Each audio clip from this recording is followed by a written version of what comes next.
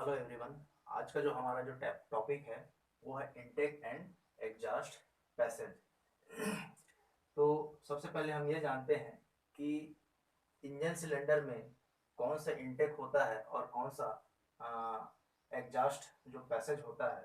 तो प्रत्येक जो इंटरनल कंबस्शन इंजन होते हैं उसमें दो रास्ते होते हैं, एक सिलेंडर में अंदर जाने के लिए और एक सिलेंडर से बाहर आने के लिए। तो जो सिलेंडर में अंदर जाता है तो अंदर कब जाएगा? सक्शन स्ट्रोक के दौरान। सक्शन स्ट्रोक में पिस्टन जब टीडीसी से बीडीसी जाता है तो कंबशन चैम्बर के ऊपर सिलेंडर पर एक वैक्यूम पैदा होता है। उस वैक्यूम की आपूर्ति के लिए अगर स्पार्क इग्निशन इंजन है तो हवा और पेट्रोल का मिश्रण, और अगर कंप्रेशन इग्निशन इंजन है तो शुद्ध हवा सिलेंडर में प्रवेश करेगा। तो जिस रास्ते से सिलेंडर में प्रवेश करेगा उस रास्ते को कहते हैं इनटेक पैसेज। इनटेक पैसेज या इनटेक पोर्ट भी इस रास्ते को कहते हैं, और इस पर जो लगा हुआ जो वाल्व है उसको हम कहेंगे इनलेट वाल्व।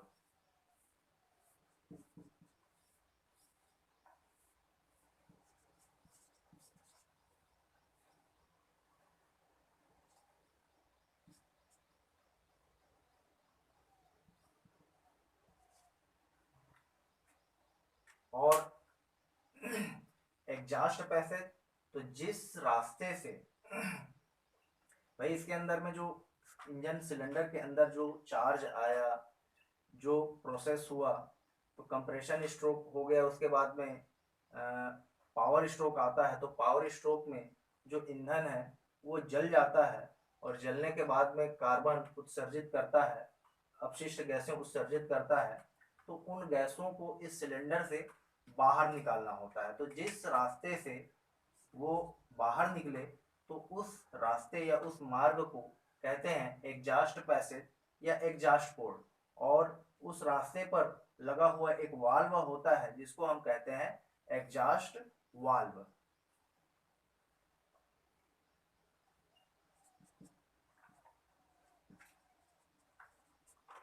तो इस तरह से आईसी इंजन में दो पैसेज होते हैं, दो पोर्ट होते हैं। एक होता है इनटेक पैसेज और एक होता है एग्जॉस्ट पैसेज। ठीक है।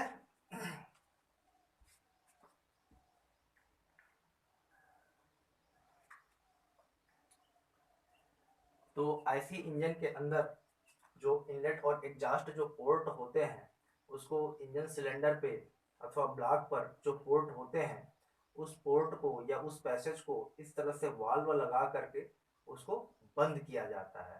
तो इस तरह से वाल्व होंगे, और जिस पैसेज में जो वाल्व होंगे, अगर इनलेट पैसेज में अगर वाल्व है तो उस वाल्व को इनलेट वाल्व कहेंगे।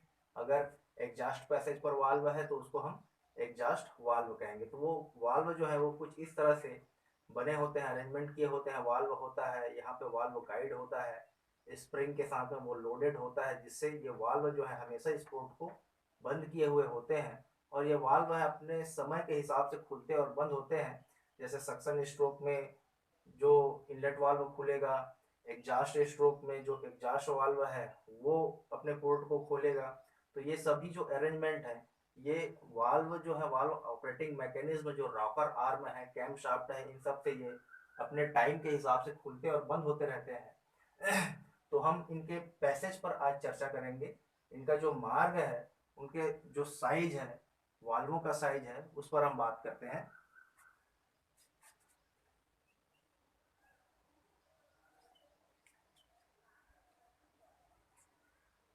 सबसे पहले हम बात करते हैं इनलेट वाल्व के साइज पर। तो पहली बात तो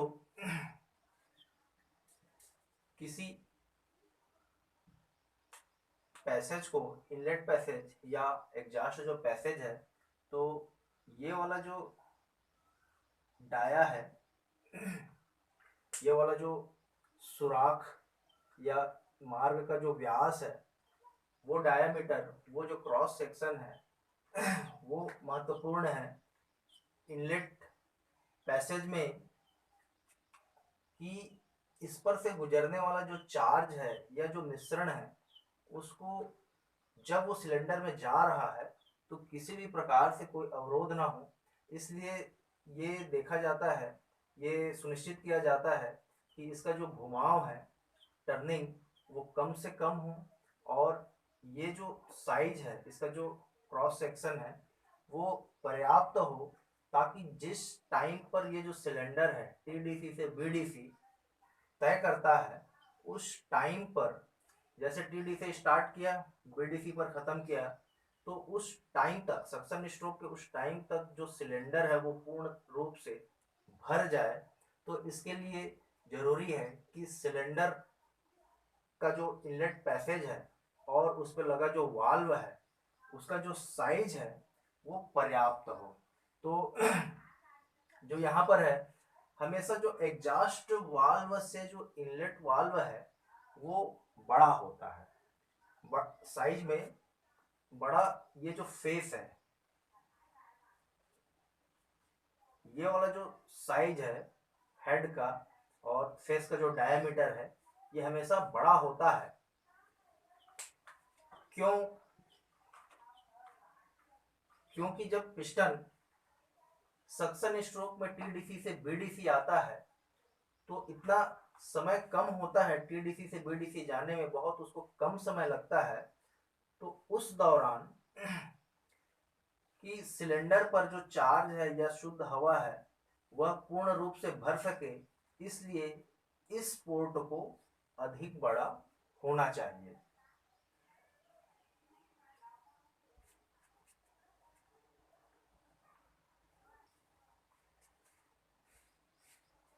क्योंकि अगर बड़ा रखेंगे तभी जो सिलेंडर में जो सक्शन स्ट्रोक के दौरान चार्ज या जो शुद्ध हवा है वो सिलेंडर में बड़ी आसानी से आ जाएगा।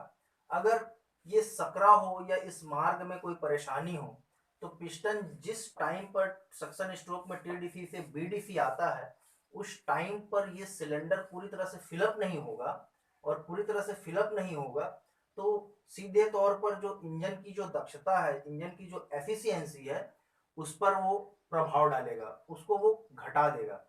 क्योंकि भाई अगर इस पे कोई अवरोध आएगा या पिस्टन जब सक्शन स्ट्रोक में टीडीसी से बीडीसी आएगा तो उस दौरान सिलेंडर जो है वो फिलअप नहीं हो पाएगा पूरी तरह से। वो उसका जो वॉल्यूमेट्रिक जो एफिशिएंसी है, जितना वॉल्यूम सिलेंडर में भरना चाहिए वो नहीं भर पाता है, वो फिलअप नहीं कर पाता है, वो कम हो जाता है। अब जब कम होगा तो कंप्रेशन स्ट्रोक में कम हवा को या कम चार्ज को वो कंबस्टन चैम्बर में कंप्रेस करेगा, तो जाहिर सी बात है उसका जो टेम्परेचर है कंप्रेशन इग्निशन इंजन के लिए वो कम होगा। तो ईंधन जितनी मात्रा में वो जलाना चाहिए उस मात्रा को जलाने में जो उसका टेम्परेचर है वो घट जाएगा, कम जलेगा। या चार्ज की मात्रा, स्पार्क इग्निशन इंजन है तो कम हो जाएगा, तो कम होगा या ईंधन कम जलेगा तो अपनी पूरी क्षमता पर जो पावर है वो डेवलप नहीं कर पाएगा। तो इसका जो सीधा सीधा प्रभाव है इंजन का जो एफिशिएंसी है, इंजन एफिशिएंसी, इंजन की जो दक्षता है उसको वो घटा देता है। इसलिए ये सुनिश्चित किया जाता है कि जो इनलेट पैसेज है, इनलेट पोर्ट है और इनलेट वाल्व है वो पर्याप्त, उसका जो साइज है वो बड़ा रखा जाए। देखने में अधिकतर जो इनलेट वाल्व का जो साइज है एग्जॉस्ट वाल्व से बड़ा ही होता है। इससे ये पहचान आप आसानी से कर सकते हो कि कोई वाल्व जो है वो साइज में जो बड़ा है क्यों है। तो कारण यही है कि ज्यादा से ज्यादा चार्ज जो है वो सिलेंडर में फिलअप हो सके।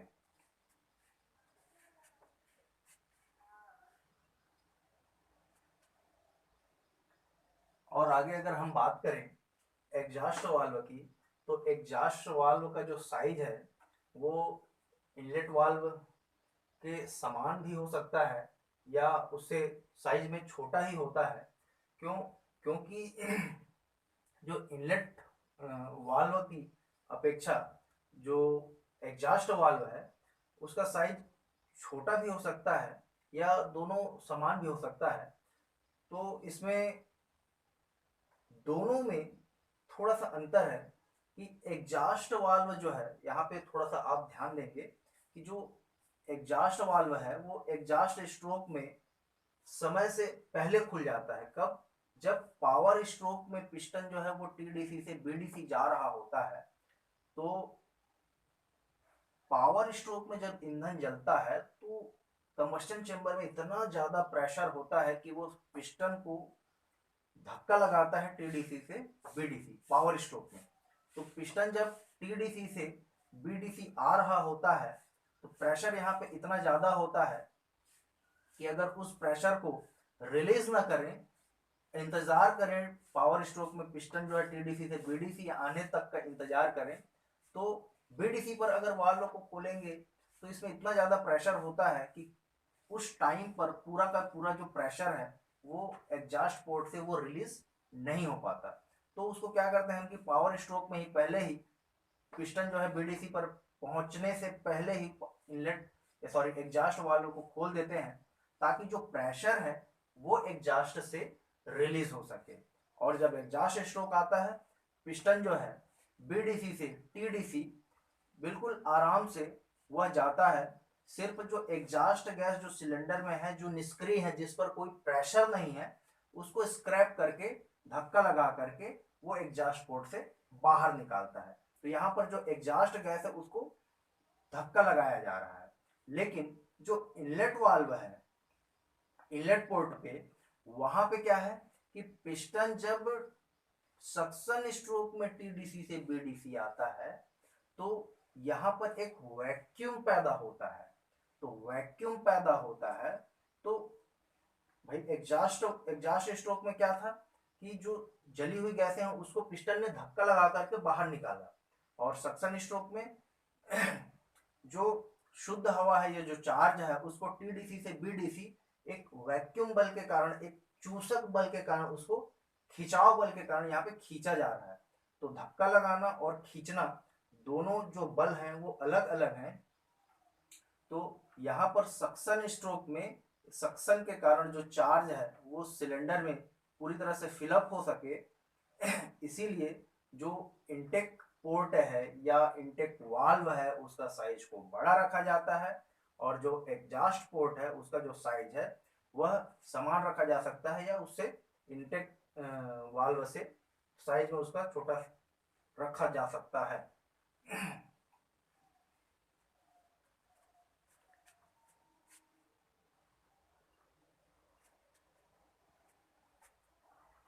इनटेक पैसेज पर होता क्या है कि ये सिलेंडर हेड का इनटेक पोर्ट है, यहाँ पर मैनीफोल्ड के साथ में सीधा एयर क्लीनर को जोड़ा जा सकता है, या अगर इंजन के इनलेट मैनीफोल्ड पर एयर क्लीनर लगाने का व्यवस्था नहीं है, कहीं पे दूर लगाना है, तो बीच में एक इनलेट पाइप का प्रयोग किया जा सकता है, इनलेट पाइप, और फ्लेक्सिबल रबर का प्रयोग किया जाएगा ताकि इंजन जब स्टार्ट हो तो वाइब्रेशन से, लंबाई अधिक है तो वाइब्रेशन से कहीं पर कोई लीकेज ना हो, इसलिए ऐसा प्रबंध किया जाता है। तो एयर क्लीनर क्या है कि जब हवा को छाना जाता है तो एक छन्ना जो हवा को आसानी से आगे जाने नहीं देता, एक अवरोध पैदा करता है। तो वैसे ही यहाँ पे वैक्यूम बल सक्शन स्ट्रोक के दौरान लगाया जा रहा है, उस वैक्यूम की आपूर्ति के लिए जो हवा है या जो चार्ज है वो आगे जाना है। तो यहाँ एयर क्लीनर से ही एक अवरोध पैदा होता है, तो हवा को आसानी से सिलेंडर में जाने में थोड़ी सी असुविधा होती है। इसीलिए जो इनटेक पैसेज है या इनटेक वाल्व है, इन दोनों को एग्जॉस्ट की अपेक्षा अधिक बड़ी रखी जाती है ताकि सिलेंडर में इनटेक स्ट्रोक या सक्शन स्ट्रोक के दौरान जो सिलेंडर का जो वॉल्यूम है उसको पूरी तरह से फिलअप किया जा सके। ठीक है।